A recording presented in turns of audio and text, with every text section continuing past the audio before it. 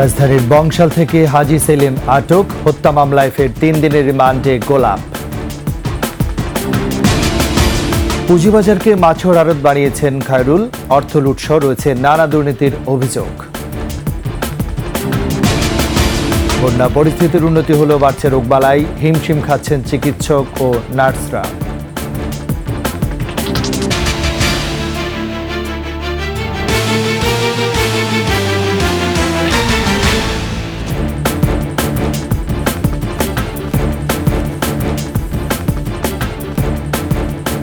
শুনছিলেন সংবাদ শিরোনাম। আমন্ত্রণ 21শে সংবাদে আপনাদের সাথে আছে আমি রাজীব জামান।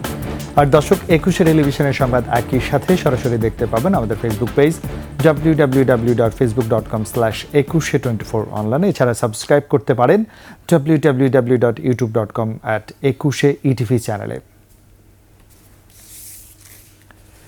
সাবেক সংসদ সদস্য হাজী সেলিমকে আটক করেছে মহানগর গোয়েন্দা পুলিশ। রাজধানীর বংশাল থেকে রোববার রাতে তাকে আটক করা হয়। অবৈধ সম্পদ অর্জন ও দখলবাজি সহ বহুমুখী অভিযোগ রয়েছে হাজী সেলিমের বিরুদ্ধে। বিস্তারিত জানাচ্ছেন আকবর হোসেন সুমন। কোটা সংস্কার আন্দোলনের সময় শিক্ষার্থীদের তোপের মুখে পড়েন আলোচিত সাবেক সংসদ সদস্য হাজী মোহাম্মদ সেলিম। 5 আগস্ট শেখ হাসিনা নেতৃত্বাধীন সরকারের পতনের পর আত্মগোপনে চলে যান আওয়ামী লীগ নেতারা। হাজী সেলিমও সে সময় গা ঢাকা দেন। মহানগর গোয়েন্দা পুলিশ রোববার রাতে তাকে আটক করে বংশাল থেকে। অবৈধ সম্পদ অর্জনের অভিযোগে দুর্নীতি দমন কমিশনের মামলায় 2008 সালে 13 বছরের সাজা হয় হাজী সেলিমের। পরবর্তীতে 2022 সালে এই সাজা কমিয়ে 10 বছর করে হাইকোর্ট।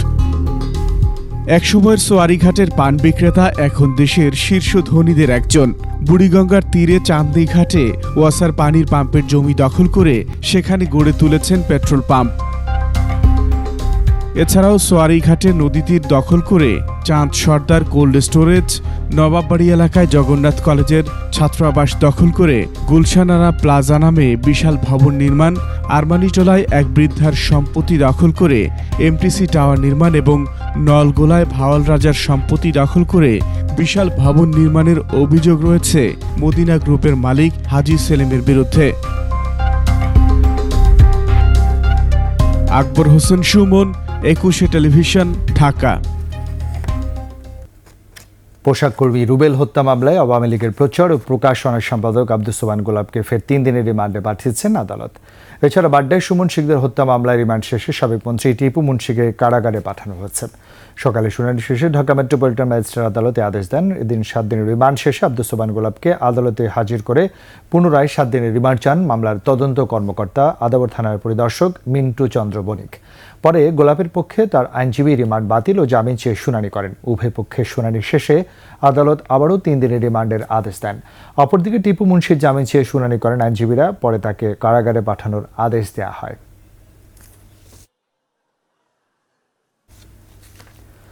পুঁজিবাজারের সবচেয়ে বড় সর্বনাশটা হয়েছে খায়রুল কমিশনের আমলেই। বিএসইসিকে মাছের আড়তের মতো ব্যবহার করেছেন ডক্টর এম খায়রুল হোসেন। অভিযোগ রয়েছে অর্থ, শেয়ার এবং লোভনীয় উপঢৌকন পেলে আইপিও অনুমোদনে বাছবিচার করতেন না তিনি। অভিযোগের সত্যতা মেনে তার আমলে তালিকাভুক্ত অর্ধেক প্রতিষ্ঠানের শেয়ারের লেনদেন হচ্ছে অফার প্রাইজের নিচে। খায়রুল কমিশনের দুর্নীতির অভিযোগ খতিয়ে দেখার দাবি বিশেষজ্ঞদের। মেহেদী হাসানের বিশেষ রিপোর্ট। দেশের পুঁজিবাজারের ইতিহাসে সবচেয়ে বড় ধসটি হয়েছিল 2010 সালে। এরপর 2011 সালের 15ই মে পুঁজিবাজার সংস্কার কার্যক্রমের অংশ হিসেবে অধ্যাপক ডক্টর এম খায়রুল হোসেনকে নিয়ন্ত্রক সংস্থা বিএসইসির চেয়ারম্যান নিয়োগ দেয় সরকার। তার মেয়াদে পুঁজিবাজারে অনেক আইন কানুন বিধিবিধান প্রণয়ন হলেও অনেক ক্ষেত্রেই এসবের শক্ত প্রয়োগ দেখা যায়নি। বলা হয়ে থাকে মূলত ভয়ভীতি দেখিয়ে বাড়তি আয়ের ধান্দা থেকেই এমন বজ্র আটুনি। বিশ্লেষকদের মতে পুঁজিবাজার নিয়ন্ত্রণে যোগ্য ও সৎ নেতৃত্বের প্রয়োজনের সময় সরকার করেছে তার উল্টোটা। প্রয়োজন ছিল অত্যন্ত সৎ এবং দক্ষ একটা কমিশন, এটা ছিল এই মুহূর্তে প্রয়োজন। সেই জায়গায় একটা সততা এবং দক্ষতা বিবেচনা না করে এগেইন সম্পূর্ণভাবে দলীয় বিবেচনায় কিছু শিক্ষককে নিয়ে আসা হয়েছে। খায়রুল হোসেনের আমলে 107টি আইপিও বাজারে এসেছে। যার মধ্যে 3টির এখন আর কোনো অস্তিত্ব নেই। 49টি লেনদেন হচ্ছে অফার প্রাইজেরও নিচে। এ সময় প্রভাবশালী উদ্যোক্তা, ইস্যু ব্যবস্থাপক, নিরীক্ষক এবং এক শ্রেণীর বিনিয়োগকারীর সমন্বয়ে আইপিও জালিয়াতির কারসাজির চক্র গড়ে ওঠে। বিএসইসি নেয় আড়তদারের ভূমিকা। প্লেসমেন্ট বাণিজ্যই এসব আইপিওর মূল লক্ষ্য ছিল। আমাদের আগের যে কমিশনার ছিল 10-এর পর থেকে যে কমিশনার ছিল, এরা মার্কেটটাকে ডেভেলপ করবে এই মন মানসিকতা তাদের ছিল না। তাদের নিজস্ব ধান্দা ছিল কিভাবে লুটপাট করে খাওয়া যায়, এই চিন্তাভাবনা ছিল। খায়রুল, এরপরে রুবায়তুল ইসলাম, এই দুজনেই মার্কেটকে ধ্বংস করে গেছে। মানে ভালো চালায় নাই, মানে এই যে 2-3টা শেয়ারই উঠছে আর সবগুলা রয়েছে এইভাবে। খায়রুল কমিশনের অনুমোদন দেয়া NLI first mutual fund, summit পূর্বাঞ্চল পাওয়ার কোম্পানি এবং SEML লেকচার ইকুইটি ম্যানেজমেন্টের এখন আর কোনো অস্তিত্ব নেই। বুক বিল্ডিং পদ্ধতিতে অনুমোদন পাওয়া 8 কোম্পানির মধ্যে 5টি এখন লেনদেন হচ্ছে অফার প্রাইজের নিচে। খায়রুল কমিশনের সময় মিউচুয়াল ফান্ড খাতটি চলে যায় সুবিধাভোগীদের কবজায়। রেইস ম্যানেজমেন্ট ও এলআর গ্লোবাল বাংলাদেশ অ্যাসেট ম্যানেজমেন্টের বিরুদ্ধে ইউনিট হোল্ডারদের অর্থতস্তুপের অভিযোগ থাকলেও বিএসইসি কোনো ব্যবস্থা নেয়নি। সব মেয়াদি মিউচুয়াল ফান্ডের মেয়াদ 10 বছর বাড়ানো হয়। মূলত অবসায়ন করলে বিনিয়োগকারীদের অর্থ ফেরত না পাওয়ার শঙ্কা থেকে বাড়ে মিউচুয়াল ফান্ডের মেয়াদ। খায়রুল আমলের অনুমোদন পাওয়া মিউচুয়াল ফান্ডগুলোর মধ্যে একটি বাদে সবগুলোই এখন লেনদেন হচ্ছে অভিহিত মূল্য অর্থাৎ 10 টাকার নিচে। এমনকি আইপিওর ক্ষেত্রে স্টক এক্সচেঞ্জের প্রতিবেদনও নানা সময় আমলে নেয়নি খায়রুল কমিশন।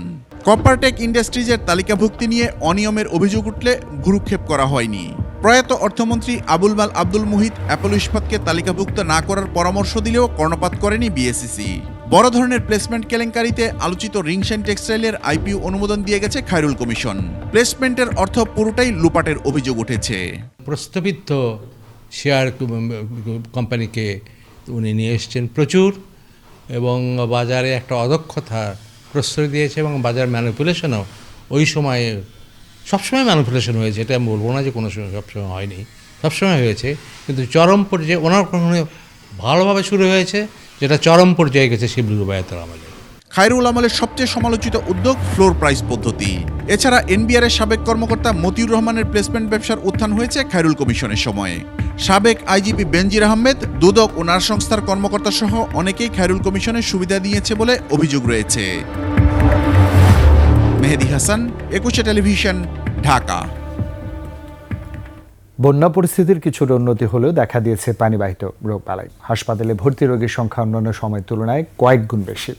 মেঝেতে অথবা খোলা আকাশের নিচে রোগীদের চিকিৎসা দিতে হচ্ছে।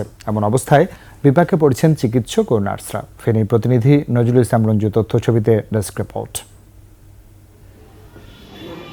বন্যার পানি নেমে যাওয়ার পরই দেখা দিয়েছে পানিবাহিত রোগবালাই। ফেনীতে হাসপাতালে ভর্তি হয়েছে ধারণ ক্ষমতার কয়েক গুণ বেশি রোগী। ফেনীর 250 শয্যার জেনারেল হাসপাতালে 17 বেডের ডায়রিয়া ওয়ার্ডে রোগী ভর্তি 180 জন, 26 বেডের শিশু ওয়ার্ডে ভর্তি 137 জন। আছে অসংখ্য সাপে কাটা রোগী। বেডের সংখ্যা কম থাকায় মেঝেতে ও বাইরের খোলা আকাশের নিচে চিকিৎসা নিচ্ছেন রোগীরা। এতে চরম ভোগান্তি পোহাতে হচ্ছে রোগী ও স্বজনদের। চিকিৎসা দিয়ে কাল্যাণ চাই, স্যালাইন দিছিল আর করছে, ওষুধ দিছে, 80 স্যালাইন দিছি, ওষুধ দিছি, থাকার কোনো জায়গা নেই। আজকে 3 দিন পাতলা পায়খানা, ঘন্টায় 2-3 বারও হয়ে যায়, বসার পর্যন্ত সিট থাকে না। এখানে পরিস্থিতি আরো ভয়াবহ, কারণ এখানে রাস্তা থাকতে হয়, গাছতলা থাকতে হয়। হসপিটালে শিশু ডাক্তার দেখাইছি, উনি ভর্তি দিছে। ভর্তি দেওয়ার পরে কালকে এখানে স্যালাইন চলেছে। নাতির জন্য আছি ডায়রিয়া, জ্বর, বমি, জায়গা না খাই, গাছতলায়। হাসপাতালে বেশিরভাগ জ্বর, সর্দি, কাশি, নিউমোনিয়া ও ডায়রিয়ার রোগী। সংক্রমণজনিত চর্মরোগীর সংখ্যাও কম নয়। সমন্বয় করে সাধ্যমতো দেয়া হচ্ছে সেবা। একটা রোগীকে আমরা বারবার যেতে পারতেছি না, রোগীর পরিমাণ বেড়ে যাওয়াতে। এখন এখানে অনেক সময় মানুষ উত্তেজিত হয়ে যায়, কিন্তু এটা ধৈর্য সহকারে মেনে নিতে হবে। এখন আপনি 20 জন রোগীকে যেভাবে সার্ভিস দিতে পারবেন, 200 জন রোগীকে তো এইভাবে সার্ভিস দিতে পারবেন না, আমরা চাইলেও পারবো না। এছাড়া সরকারি হাসপাতালের বাইরে 7টি প্রাইভেট হাসপাতাল ও ক্যাম্পে চিকিৎসা নিচ্ছেন অসংখ্য রোগী। মাসুম আলিসা, ডেস্ক রিপোর্ট, একুশে টেলিভিশন। নিচ্ছি সংবাদ বিরতি। যখন ফিরছি তখন অন্যান্য খবরের সঙ্গে আরও থাকবে। হামাসের হাতে আটক 6 জিম্মির মরদেহ উদ্ধার। ইসরায়েল জুড়ে সরকার বিরোধী বিক্ষোভ।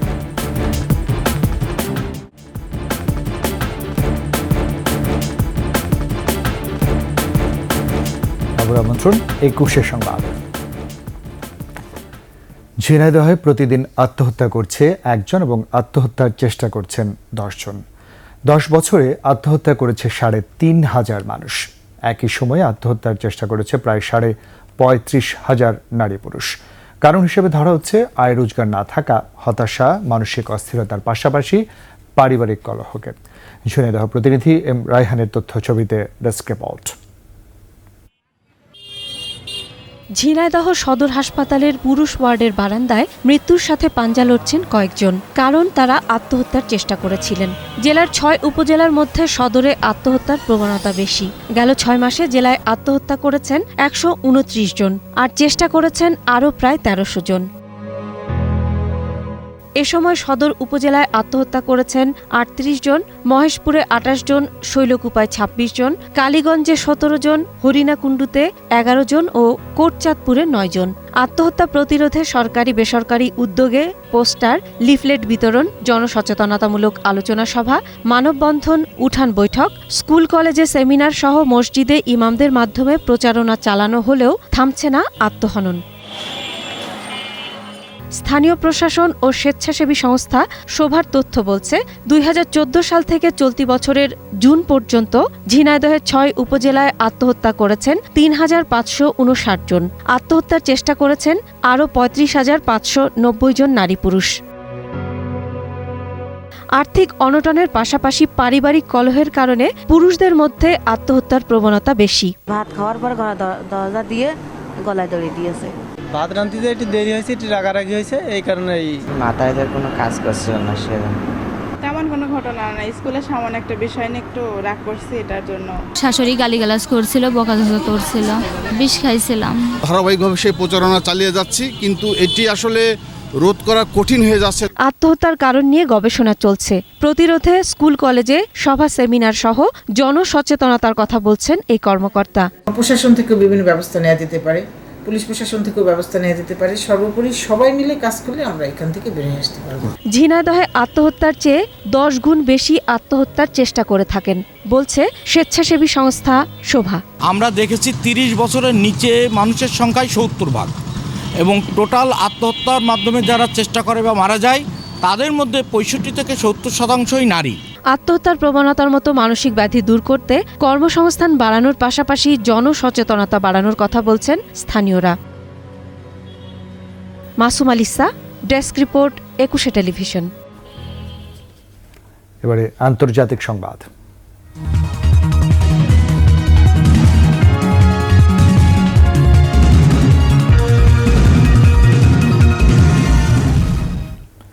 গাজায় হামাসের হাতে আটক 6 জিম্মির মরদেহ উদ্ধারের পর বিক্ষোভে ফেটে পড়েছে গোটা ইসরায়েল। সরকার বিরুদ্ধে আন্দোলনের রাস্তায় হাজারো মানুষের ঢল। যুদ্ধবিরতির দাবিতে সোমবার সারা দেশে ধর্মঘটের ডাক দিয়েছে ইসরায়েলের প্রধান এবং বৃহত্তম শ্রমিক ইউনিয়ন। অন্যদিকে গাজায় 24 ঘন্টায় অর্ধ শতাধিক ফিলিস্তিনিকে হত্যা করেছে নেতানিয়াহু বাহিনী। আশরাফ শুভ রিপোর্ট। গাজার রাফা অঞ্চলে অভিযানের সময় রোববার একটি টানেল থেকে 6 জিম্মির মরদেহ উদ্ধার করে ইসরায়েলের সেনারা। খবরটি জানাজানির পর থেকেই প্রতিবাদ বিক্ষোভে আগুন জ্বলে ওঠে গোটা ইসরায়েল জুড়ে। তেল আবিব, জেরুজালেম সহ দেশটির সবকটি গুরুত্বপূর্ণ শহরে বিক্ষোভে নামে হাজারো মানুষ। জিম্মিদের মৃত্যুর জন্য প্রধানমন্ত্রী নেতানিয়াহুকে দায়ী করে তারা। এদিকে সোমবার দেশজুড়ে সাধারণ ধর্মঘটের ডাক দিয়েছে ইসরায়েলের প্রধান শ্রমিক ইউনিয়ন হিস্টাদ্রুত। বিমানবন্দর, ব্যাংকিং ও স্বাস্থ্যসেবা সহ বিভিন্ন গুরুত্বপূর্ণ খাত এই ধর্মঘটের আওতায় থাকবে। সরকারের উপর চাপ বাড়াতে এদিন বিক্ষোভ কর্মসূচির ডাক দিয়েছে জিম্মিদের পরিবারও। এ অবস্থায় হামাসের কাছে বন্দী নাগরিকদের মুক্ত করতে ইসরায়েল সরকারের প্রতি আহ্বান জানিয়েছে যুক্তরাষ্ট্র। তীব্র বিক্ষোভের মুখে নেতানিয়াহু বলেছেন, যুদ্ধবিরতির চুক্তি চায় না হামাস। তবে হামাসের দাবি, ইসরায়েলের প্রধানমন্ত্রী এই চুক্তি আটকে রেখেছেন। এদিকে গাজায় 24 ঘন্টায় শরণার্থী শিবির সহ বিভিন্ন জায়গায় হামলা চালিয়ে অর্ধশতাধিক ফিলিস্তিনিকে হত্যা করেছে ইসরায়েল। পশ্চিম তীরের 6ষ্ঠ দিনের মতো ইসরায়েলি অভিযান অব্যাহত থাকায় মৃতের সংখ্যা বেড়ে 26 জনে দাঁড়িয়েছে। গাজা ইসরায়েলি হামলার মধ্যেই প্রথম দিন 72,611 জন শিশুকে পোলিও টিকা দিয়েছে ফিলিস্তিন কর্তৃপক্ষ। আশরাফ শুভ, ডেস্ক রিপোর্ট, 21 টেলিভিশন। শেষ করছি 21 সংবাদ। যাবার আগে সংবাদ শিরোনামগুলো জানাচ্ছি আরও একবার।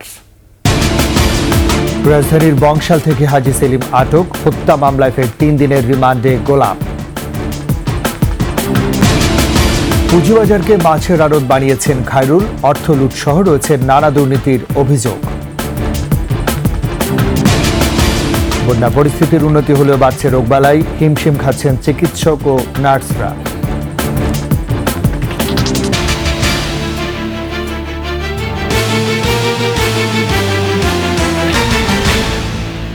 সবশেষ খবর জানতে ডায়াল করুন 202 নম্বরে আর ভিজিট করুন 21.com এর ওয়েবসাইটে। ফেসবুকে ভিজিট করতে পারেন www.facebook.com/2124 অনলাইন। এছাড়া সাবস্ক্রাইব করতে পারেন www.youtube.com/21ETV চ্যানেলে। এতক্ষণ সাথে থাকার জন্য ধন্যবাদ। পরবর্তী সংবাদ বেলা 12টা 55 মিনিটে দেখার আমন্ত্রণ রইল। 21-এর সাথেই থাকুন।